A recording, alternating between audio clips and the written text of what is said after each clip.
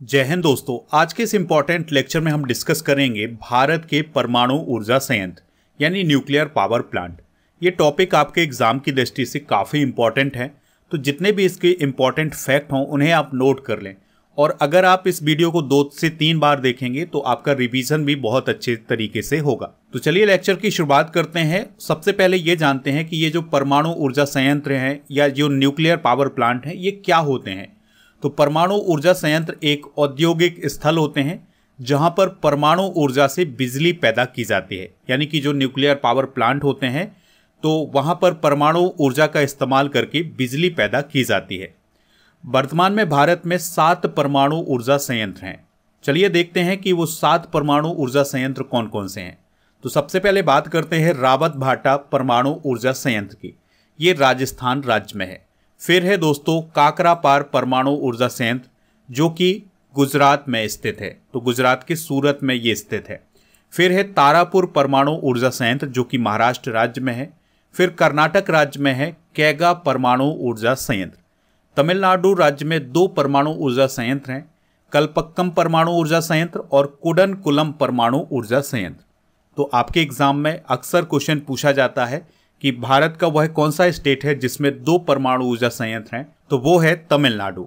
उत्तर प्रदेश में भी एक परमाणु ऊर्जा संयंत्र है जिसका नाम है नारोरा पावर प्लांट। तो ये है दोस्तों भारत के 7 परमाणु ऊर्जा संयंत्र जिनसे भारत को एनर्जी प्राप्त हो रही है। वर्तमान में भारत में 8180 मेगावाट क्षमता के साथ कुल 7 परमाणु ऊर्जा संयंत्र में 24 रिएक्टर संचालित किए जा रहे हैं। तो ये सारी इंफॉर्मेशन आप नोट करते जाएं। दोस्तों भारत की जो कुल विद्युत क्षमता है उसमें 3% योगदान किसका होता है? परमाणु ऊर्जा संयंत्र का। भारत में जो परमाणु ऊर्जा संयंत्र होते हैं उनका संचालन किसके द्वारा किया जाता है? Nuclear power corporation of India limited यानी NPCIL के द्वारा इसका संचालन किया जाता है। इसकी स्थापना कब हुई थी? 1987 में हुई थी। दोस्तों न्यूक्लियर पावर प्लांट से रिलेटेड कुछ और इंपॉर्टेंट फैक्ट डिस्कस करते हैं। तो जो न्यूक्लियर पावर प्लांट होते हैं उनमें एनर्जी परमाणु विखंडन या नाभिकीय विखंडन की प्रक्रिया के द्वारा होती है। अब ये नाभिकीय विखंडन की प्रक्रिया क्या होती है इसको हम समझ लेते हैं। तो यह एक ऐसी प्रोसेस होती है जिसमें एक बड़े परमाणु का नाभिक 2 या 2 से ज़्यादा नाभिकों में टूट जाता है और इस प्रोसेस में एनर्जी निकलती है और इस एनर्जी का इस्तेमाल बिजली बनाने में किया जाता है। यहाँ पर आप देख सकते हैं ये एक नाभिक है और ये 2 से 3 नाभिकों में टूट गया है। तो जब ये नाभिक टूटते हैं तब एनर्जी निकलती है और इसी एनर्जी का इस्तेमाल बिजली बनाने में किया जाता है। दोस्तों जो न्यूक्लियर पावर प्लांट होते हैं उनमें ईंधन के रूप में यूरेनियम 235 का इस्तेमाल किया जाता है। तो अभी जो हमने आपको 7 परमाणु ऊर्जा संयंत्र बताए थे अब हम उनको डिटेल से डिस्कस करेंगे। सबसे पहले बात करते हैं तारापुर परमाणु ऊर्जा संयंत्र की जो कि महाराष्ट्र राज्य में स्थित है।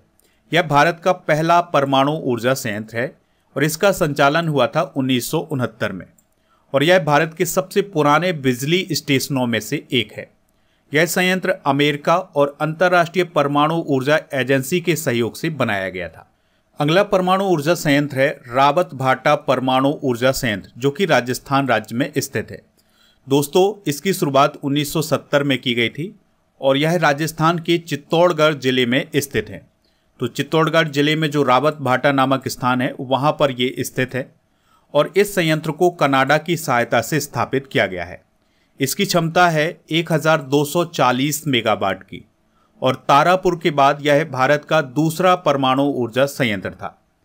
अगला परमाणु ऊर्जा संयंत्र है कलपक्कम परमाणु ऊर्जा संयंत्र जो कि तमिलनाडु राज्य में स्थित है। तो यह चेन्नई के पास स्थित है, इस बात को आप याद रखिएगा। और यह भारत का पहला पूर्ण स्वदेश निर्मित परमाणु ऊर्जा संयंत्र है। 2 इकाइयों के साथ इस संयंत्र की जो क्षमता है वो है 220 मेगावाट की। हाल ही में यूरेनियम 233 का उपयोग करने वाला दुनिया का पहला थोरियम आधारित परमाणु संयंत्र भवानी यहाँ स्थापित किया जा रहा है। ठीक है, तो ये फैक्ट भी आप नोट कर लें। दोस्तों बात करते हैं कुडनकुलम परमाणु ऊर्जा संयंत्र की जो कि तमिलनाडु राज्य में स्थित है। तो यह भारत का सबसे बड़ा परमाणु ऊर्जा संयंत्र है। यह प्लांट 2013 में रूस की सहायता से शुरू हुआ था। कुडनकुलम परमाणु संयंत्र की क्षमता 2 रिएक्टर के साथ 2000 मेगावाट है। इस संयंत्र को nuclear power corporation of India के द्वारा डेवलप किया जा रहा है। अगला न्यूक्लियर पावर प्लांट है नारोरा पावर प्लांट, जो कि उत्तर प्रदेश के बुलंदशहर जिले में स्थित है। दोस्तों, यह गंगा नदी के किनारे स्थित है और यह भारत का चौथा परमाणु ऊर्जा संयंत्र है। इसकी जो क्षमता है वो है 220 मेगावाट की। इसकी शुरुआत 1991 में हुई थी और यह संयंत्र प्रेशराइज्ड हैवी वाटर रिएक्टर पर आधारित है। तो ये सारी इन्फॉर्मेशन आप नोट करते जाएं। अगला परमाणु ऊर्जा संयंत्र है काकरापार परमाणु ऊर्जा संयंत्र, जो कि सूरत गुजरात में स्थित है और यह तापी नदी के किनारे स्थित है। दोस्तों, इसका संचालन 1991 में हुआ था और 2 रिएक्टर के साथ इसकी क्षमता है 220 मेगावाट। यह संयंत्र भी प्रेशराइज्ड हैवी वाटर रिएक्टर पर आधारित है। यहाँ पर आप देख सकते हैं, यह है काकरापार परमाणु ऊर्जा संयंत्र। अगला परमाणु ऊर्जा संयंत्र है कैगा परमाणु ऊर्जा संयंत्र, जो कि कर्नाटक राज्य में स्थित है। तो दोस्तों, यह कर्नाटक के उत्तर कन्नड़ जिले में काली नदी के पास स्थित है। इसका संचालन सन 2000 में किया गया था। इसकी कुल 4 इकाइयां हैं। कैगा परमाणु ऊर्जा संयंत्र की 1/3 ऊर्जा कर्नाटक को प्राप्त होती है।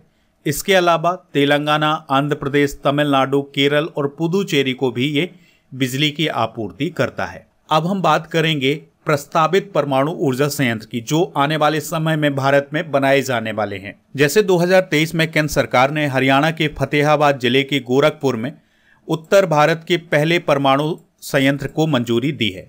यानी उत्तर भारत का जो पहला परमाणु ऊर्जा संयंत्र है, ये कहाँ स्थापित किया जाएगा? यह हरियाणा के फतेहाबाद जिले के गोरखपुर में स्थापित किया जाएगा। इसके अलावा मध्य प्रदेश में चुटका परमाणु ऊर्जा संयंत्र को भी अभी हाल ही में मंजूरी मिल चुकी है। राजस्थान के बांसवाड़ा में भी परमाणु ऊर्जा संयंत्र प्रस्तावित है।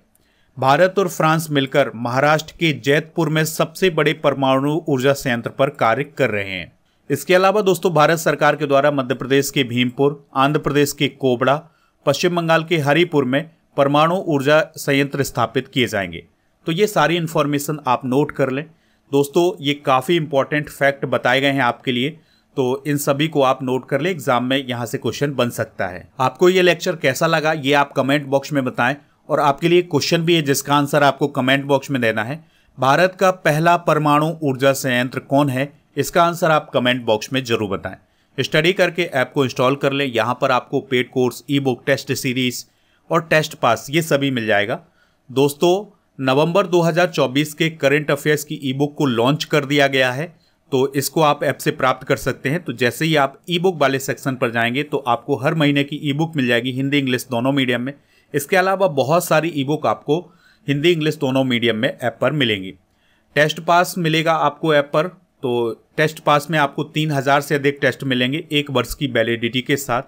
इसके अलावा जनवरी से नवंबर 2024 तक के करंट अफेयर्स की ई बुक मिल जाएगी।